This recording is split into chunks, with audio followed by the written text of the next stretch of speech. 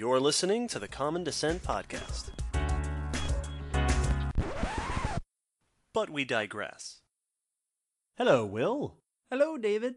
And hello, listeners, and welcome back to our June series of Jurassic Park franchise digressions.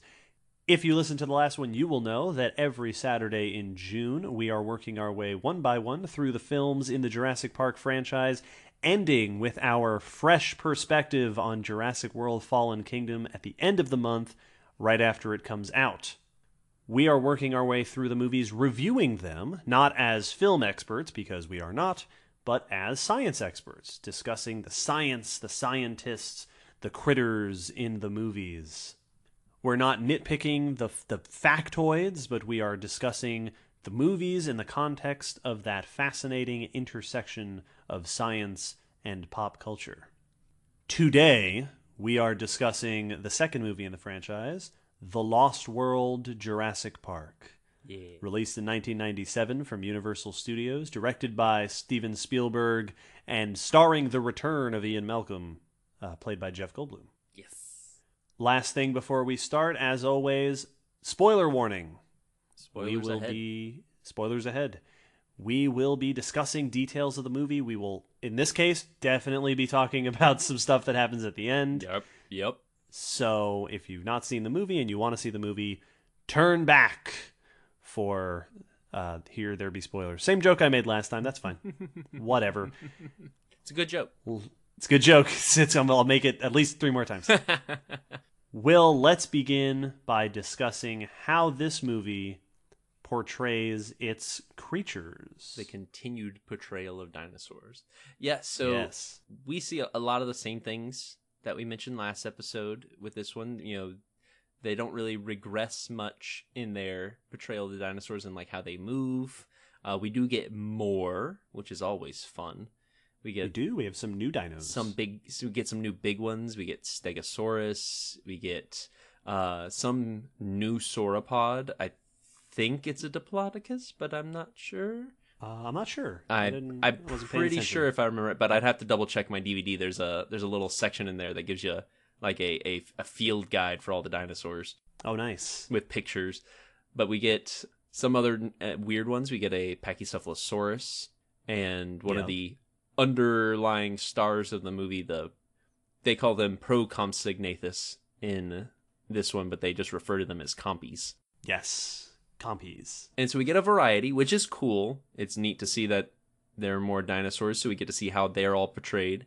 Yes, and they're shown in very much the same style as the first movie. They're animals in this time in their habitat, which is probably the coolest thing that this movie does that the first one didn't, is while we're still getting to see them mostly, there's exceptions, just behave as normal animals, we're now getting to see them do it in a fairly natural habitat, out in the wilderness, interacting with one another as we would presume they would have had they been able to interact back in the day. Yes, the dinosaurs are very similar to the first Jurassic Park in that the updated stuff is still updated, the wrong stuff is still wrong. Yes. But one thing that they changed is that we are now looking at them in a more ecological context, more on behavior and their lifestyle. Yeah, that's kind of the focus of, even for the characters, that's the whole reason they're out on the island, is to do a environmental study, to fully document the animals in their environment, to actually as a conservation effort. He's trying to get them described so that he can get them protected, which is neat, because that's actually what you have to do nowadays if you want protection for an ecosystem or an animal. Is the first thing you have to do is actually go research them in habitat, document their population, document the state of the habitat, document what is and isn't causing threats, and then submit it to usually the local government and ask them to put legal protection on it. So it's actually kind of neat that they showed what the real process would be just with dinosaurs. It is. So the plot of this movie, we didn't discuss the plot of the last movie in the last episode, but it's Jurassic Park. I hope people know. In this film, they're going back to the islands, to a different island called Site B, because Hammond wants to save the dinosaurs, but InGen is being taken away from him, and people want to go there and exploit the dinosaurs. So they're back on the island, focusing on the, this is an area where the dinosaurs aren't in enclosures, allowed to live their dinosaur lives. And one of my favorite things that they included in this movie, and it's a running theme through the film, is this subject of parental care. Yeah. That a few times in the movie we see dinosaurs taking care of their babies. And this is, last episode we talked about the dinosaur renaissance, starting in the middle-ish of the century and moving forward. One of the big new revelations that came out of the dinosaur renaissance was things like dinosaur nesting sites and the realization that there were dinosaurs that were very committed parents, caring for their nests, caring for their babies. Maiasaura is the good mother dinosaur. Yes. From here in the U.S. And that shows up in this movie. We see in the beginning with the Stegosaurus protecting its baby. We definitely see it with the T-Rex as a running theme, with the baby T-Rex and mom and dad protecting the baby. And I think that's so cool that this movie took, once again, a discussion from the real world of paleontology and put it in the film. Yeah, it brought it to the public perception. And it's a concept that probably doesn't seem, so weird that animals take care of their babies, but you'd be surprised how often people are surprised when they find out that alligators are crocodiles, or that, even like certain insects, are good parents. There's animals that we do and don't expect to be caring.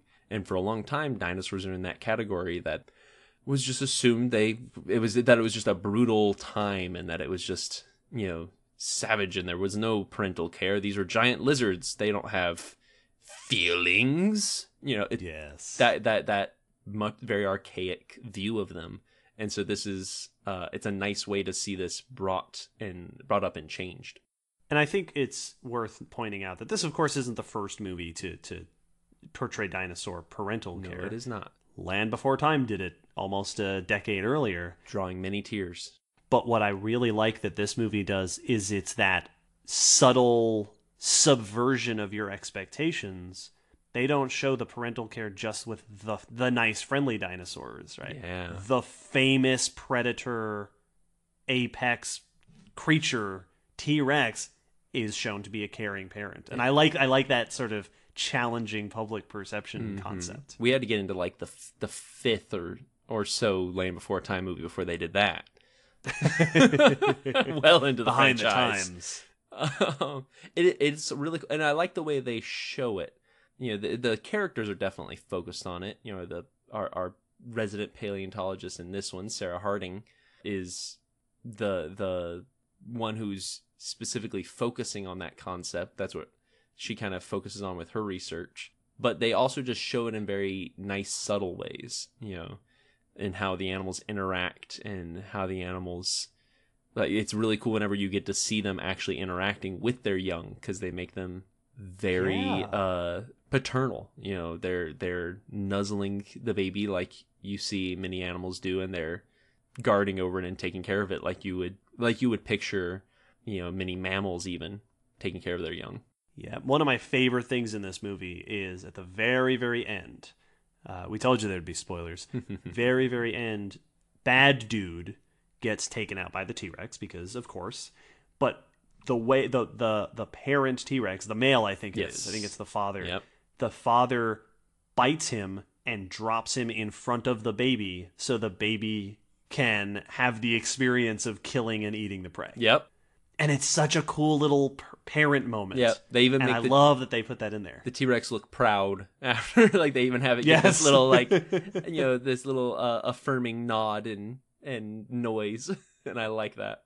The other thing that they do in this movie that I really like, and this is something that they did in the second book that I really, really liked. I say they, Crichton did it in the second book, is exploring how the dinosaurs have built their own ecosystems. Yeah. That they have territories, that they are developing family groups and herds, and how they've divvied up the island. That's really fascinating to me. I always liked the scene where they're capturing the dinosaurs in the field, right after the bad guys show up.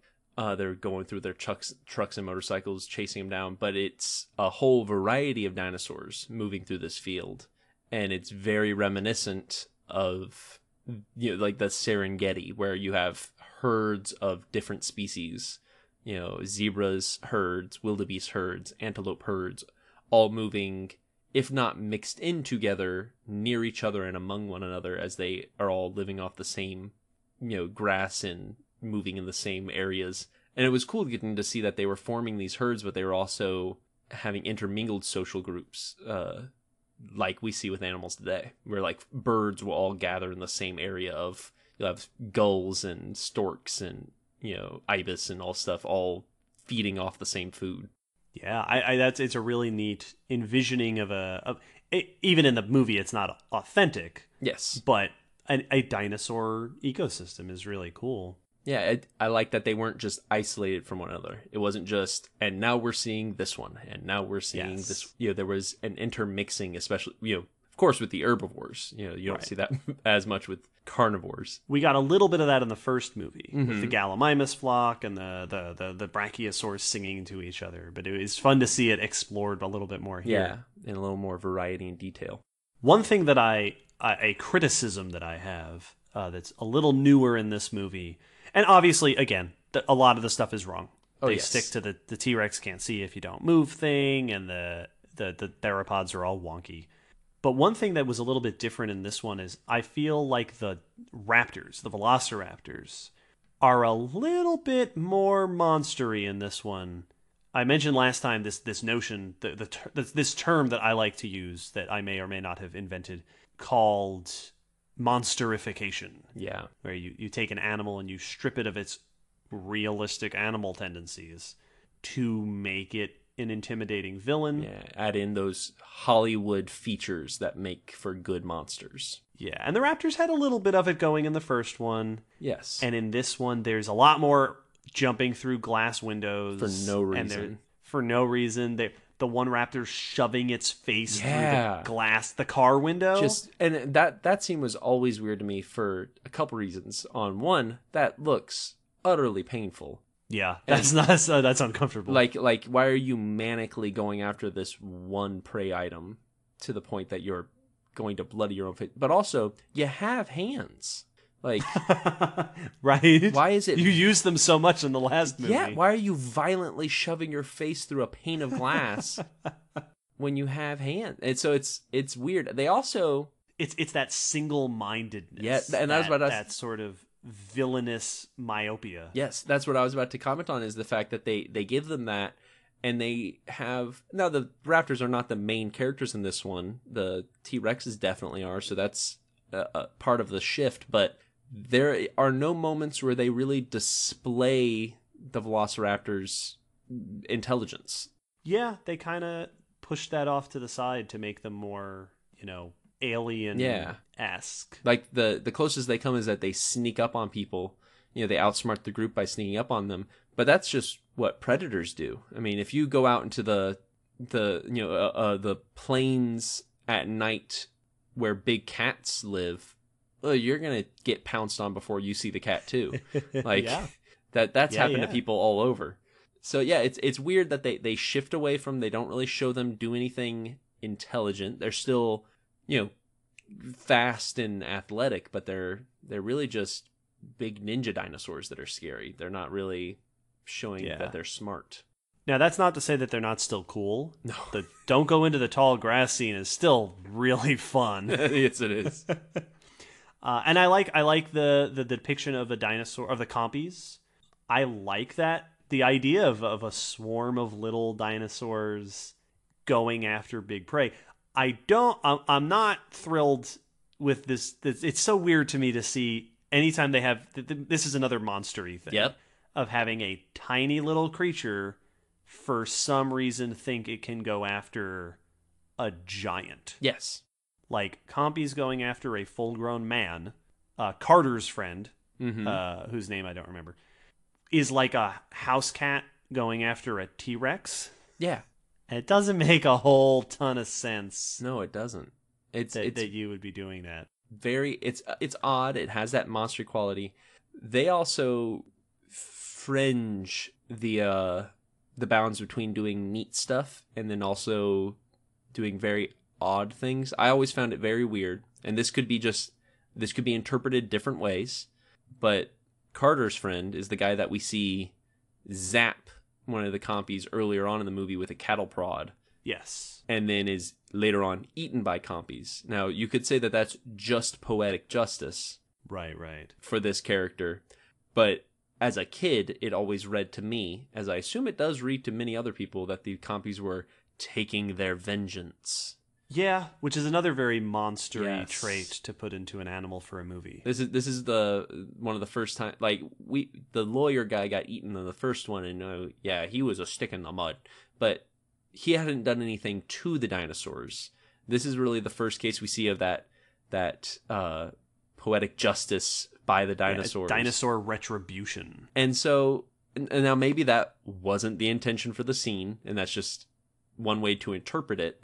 There's definitely argument to be made there, but it was definitely a weird thing that one of the dinosaurs was used as a vengeful tool, which is, as we said, a little more monstery, a little weirder. That coupled with the fact that they were treating them like dinosaur piranhas, and even piranhas don't go after big prey. Like, piranhas don't do that. That's still only in the movies, but because we were treating them like that, they were a weird mixture. Because they also have moments where they are very cool. Yeah, I liked them. I liked the way they move. They look really neat. I like that they make little bird noises. And I like at the beginning that they comment on the fact that they have no fear of people because they've never encountered people. So yeah, also very realistic. That's true. There's islands that people have gone to, and the birds will just come up and sit down next to them because they're like, "Oh, yep, you're a weird looking tortoise." Yeah. Yes. Where'd your shell go, buddy? Yeah. Oh, all right. Well, I'm just gonna say. I mean, that's half the reason we destroy so many island communities is because the dodos didn't run away. Yeah. But it's so they have a weird mixture in this one. Some really cool concepts with the animals, also some really odd, some very, very strange scenes and interpretations. And that is a trend we will see, I think, moving through these films. Yep. We'll end up talking more and more about sort of the monsterification of these animals. Now, just a quick note on the science of the film. Right? The first movie, we talked at length about the movie's sort of appreciation for paleontology. This one, there's less of that, but it's still there. There's still some of that spotlight given to exploration and observation and what are the dinosaurs doing. One of the main characters, Dr. Sarah Harding, is a paleontologist who's there, wants to study the dinosaurs. Mm-hmm. But there's not quite the same paleo focus as in the first one. There's no fossil sites. There's no we don't learn a lot. There's still some of it where we're seeing the parental care in the dinosaurs. That's exciting. So there's still some of that science love throughout this movie. But in this one, we have a little bit more of that trend, and we mentioned this in last episode, that tends to be the scientific policy for lots of movie scientists, of instead of comparing what they're seeing to what their notes said, what their research said, they're confirming what everyone is seeing for everyone else a lot of the time. They're declaring They're declaring stuff. It's like, yeah, that's a Pachycephalosaurus. Their neck lines up this way so they can do this. And yes, the movie then proves him right, but he does, the way it is portrayed is that none of these people have been on this island before. And so this is the first time you've ever seen a Pachycephalosaurus walking. People could argue that the island's been around for, I think it's 2 years since the last movie. Right. It's either 2 or 3, but it's been a few years since the last movie. So maybe people have been researching, but it's the movie's very much made it clear that Hammond has been keeping people away from this island. Yeah. So the scientists, the two paleontologists, Dr. Harding and Bearded Man, who's with the army people, definitely feel more, I'm not know-it-all-y, but they know things instead of are observing things. Yes. You're not making an observation, you're telling people what is happening. Yes, exactly. And that's, while in the first one they were not surprised, but they were intrigued when they saw things because they were like, oh, so that is true. Yes, that's what we thought, but we weren't sure. Right. In this one, they're like, oh, yes, that's a this. It does this. Which Yes. There's more of it in there. There was some in the first one. Yes, the there T-Rex was. vision thing, notably. Exactly. Yes. So it's not like this is completely new, but you see more of this and less of the other now, and that does take a little bit away from the fact that these are dinosaurs that should all be extinct and haven't been around. So it kind of makes them a little more, I don't know, less new. Which it's a sequel, but it was interesting. The other thing that this movie does, so Dr. Harding is our paleontologist. So last movie we talked about the depiction of scientists, Yes. right? And we praised greatly Dr. Grant and Dr. Sadler. And I think that Dr. Harding is good. I like Dr. Harding as a character. I like that she's not a bad scientist for movies. Yeah, she's intelligent. She knows what she's talking about. She's there making observations. She's being very sciencey. She does have a little bit, and we alluded to this last time. Mm-hmm. She has a little bit of what you might call the uber scientist syndrome going on. That we talked last time about how movies have a habit of doing scientist characters who know everything. They use them as kind of the place to dump all the brainy knowledge that the people who are pushing the action movie along don't need to know. Yes, she's a world-renowned paleontologist who studies fossils, but she's also an expert on tracking predators through Africa, and she's also a photographer, and she's also a veterinarian. Evidently. like she treats the injured baby T-Rex. She's not the worst example of this in movies, but there is a little bit of that sort of overstuffed feeling. Instead of being a specialist like most real scientists are, this is that I can do all of the smart stuff that needs to be done in this story. Yeah, it's the time it really stands out to me, as we mentioned, is when she's treating the baby T-Rex. Because I remember as a kid when she showed, first off, she knows how to use a handheld X-ray, like the oh boy. It's supposed to be like an ultrasound, like a ultrasound. That's it. But it's also showing things. It's also giving a picture of the bone, very much like it's a weird I don't think that's the image you get from ultrasounds because we use those on our animals and it doesn't quite look like that. But she sees the crack, so first off, she knows how to use that. That's not a piece of equipment I know how to use. And she finds the fracture, and as a little kid, I didn't see it until I saw it later as an adult, because I was looking for a crack as a kid. But even as an adult, I was like, how'd you know to look for that? Because that's not an obvious. That was very subtle. Yeah, she has very convenient knowledge. Yes. Otherwise though, she's a cool portrayal of a scientist.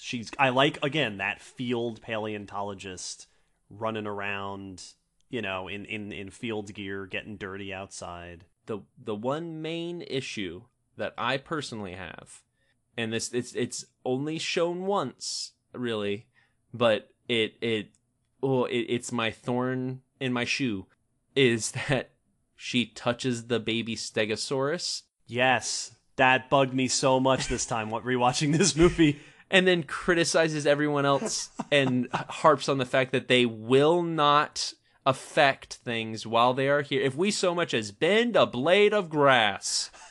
Yeah, but then she goes up and she's like, I'm going to get in for a close picture of the baby Stegosaurus, and then reaches out to touch it with its parent behind it.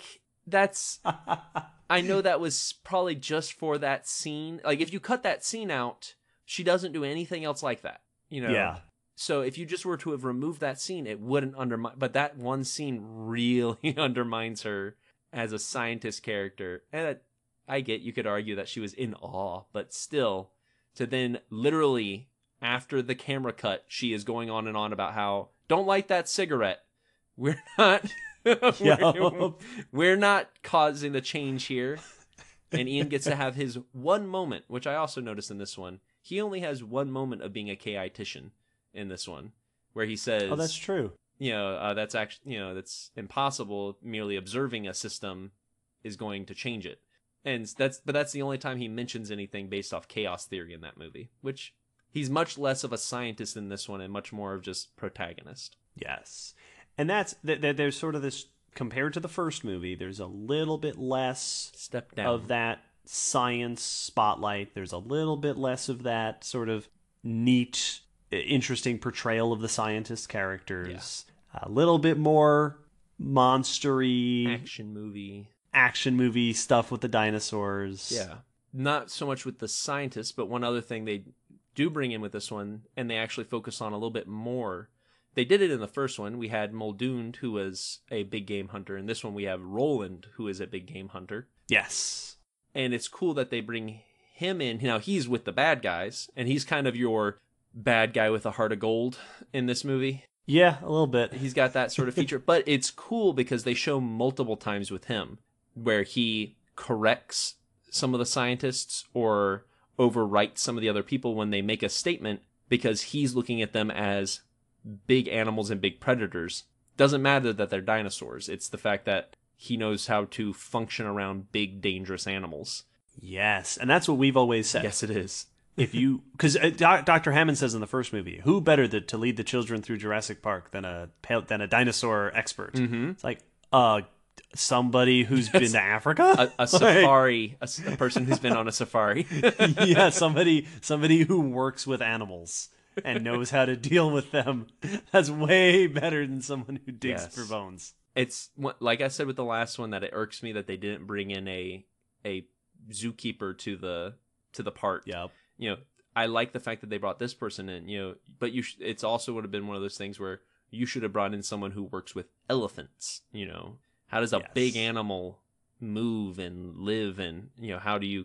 Now that's also assuming that there'll be 1-to-1s with the dinosaurs, but it is a much more likely that they know animal behavior than someone who's just studied their skeleton. He also makes the point about the game trails. Yes, I love that line. Which is really cool. And again, that goes back to this concept of the science of this movie, right? Where there's very little in the way of the genetic stuff that we saw in the first movie. Yeah, that doesn't really come up. There's almost no cloning talk, DNA talk. It's very much the science in this movie is focused on the animals being animals and their ecosystem.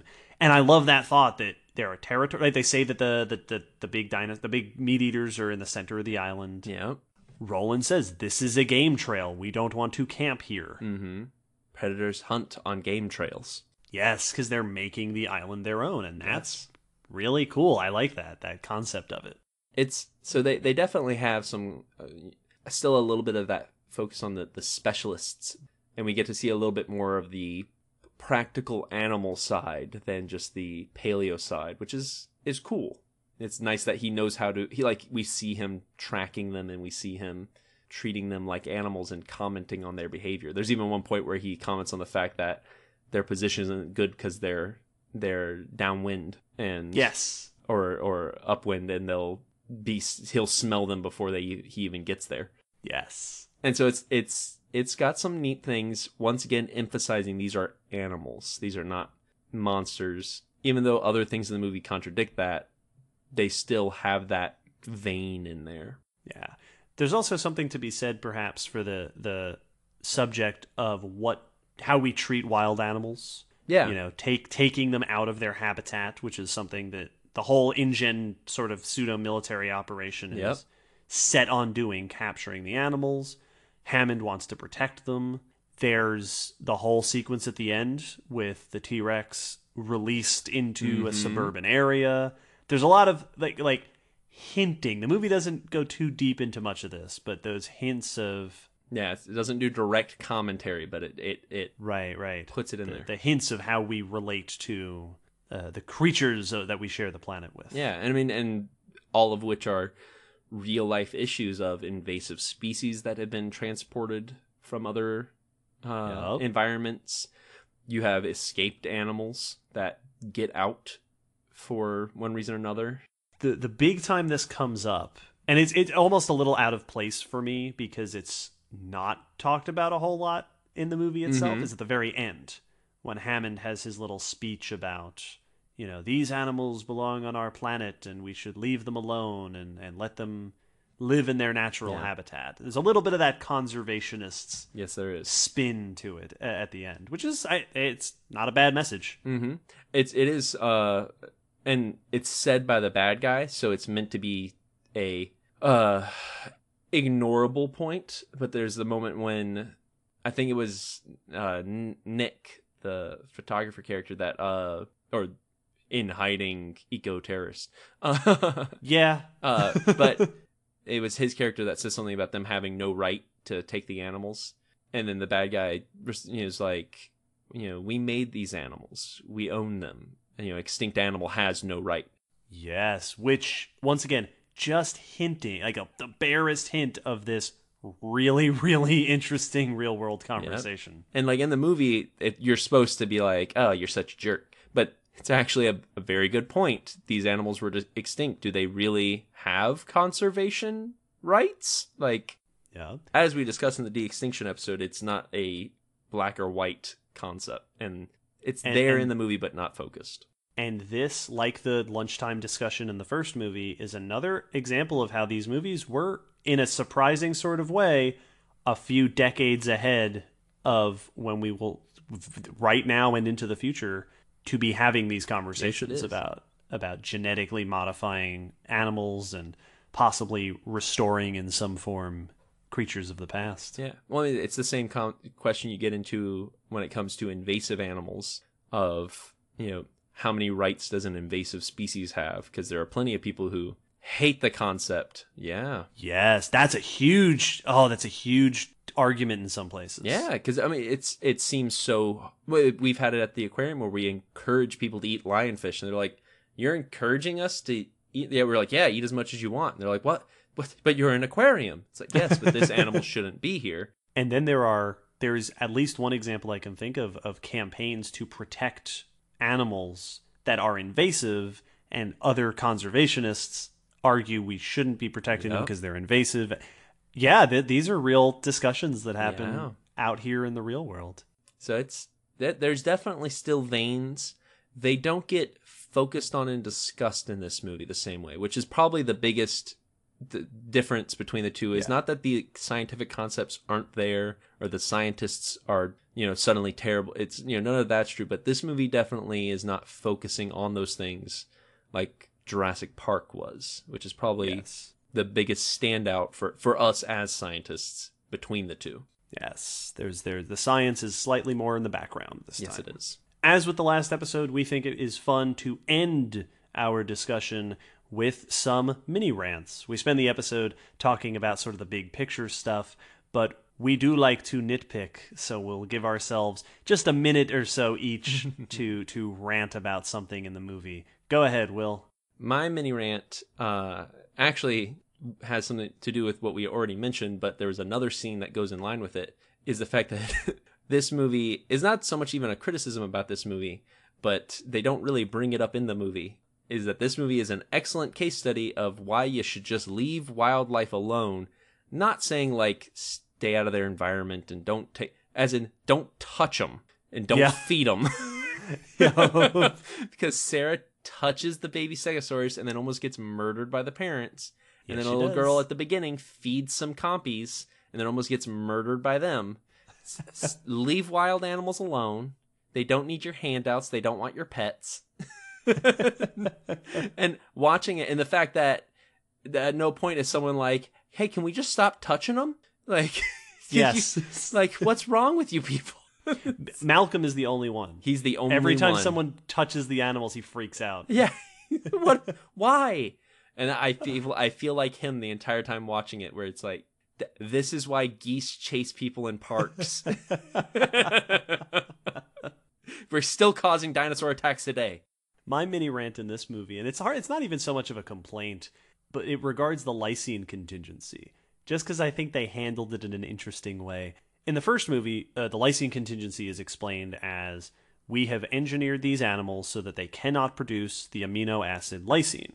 Mm-hmm. Listeners, the amino acid lysine is a real-life molecule that your body needs to survive. And so the idea is, if we deny them lysine and they don't get it from us, they will slip into a coma and die, and it keeps the animals from escaping the island. In this movie, one of the questions that comes up early on is, how are the dinosaurs surviving without lysine? And Dr. Harding when they see her on the island, she explains, she says, I figured out how the animals are surviving without lysine. Now, quick aside, real life science, no animal can produce lysine. Nope. All animals need it. No animal can produce it. Plants produce lysine. So animals that eat plants get the lysine they need, and animals that eat those animals get the lysine they need. That's how all animals do. So in Jurassic Park, it was goofy of them to use that. It's a little scientific oversight. But in this movie, Dr. Harding's explanation is, I figured out how the animals are surviving without lysine. The herbivores eat the plants, and the carnivores eat the plant eaters. And it's weird that they kept the bad science decision from the first movie and resolved it with real science. Yep. Because it makes the scientists from the first Jurassic Park movie look like idiots. Like, I can imagine them in the beginning of the park going, we've engineered these dinosaurs so that without our help providing them lysine, there's no chance they could possibly survive unless they partake of this glorious bounty of island plants. What were you thinking? I love the idea that in the universe of Jurassic Park movies, her discovery was the first time this concept. Yes. God, did you know I don't have lysine either? Yes. I discovered that I went to Africa. None of those animals produce lysine either. Lions don't produce them? We need to go through the animal kingdom. Who engineered these lions? Yes. Who made this? I don't think any animals do this. This is worrisome. I don't know what's wrong. It's cobs all the way down.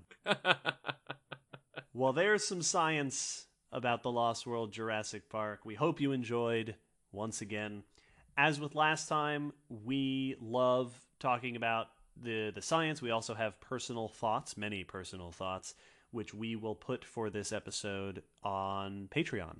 So if you are a patron, you can check out our personal ramblings about the movie. If you're not a patron, maybe think about it. You can go listen to some extra audio stuff. Yeah, consider it. We will be back next Saturday in our continuing series to discuss, just our favorite movie in this franchise, he said with insincerity. Boy, oh boy. Jurassic Park 3 is next up in our discussion, so join us then. It's going to be bigger. We'll make that joke make sense next time. Yep. Bye, everybody. See ya.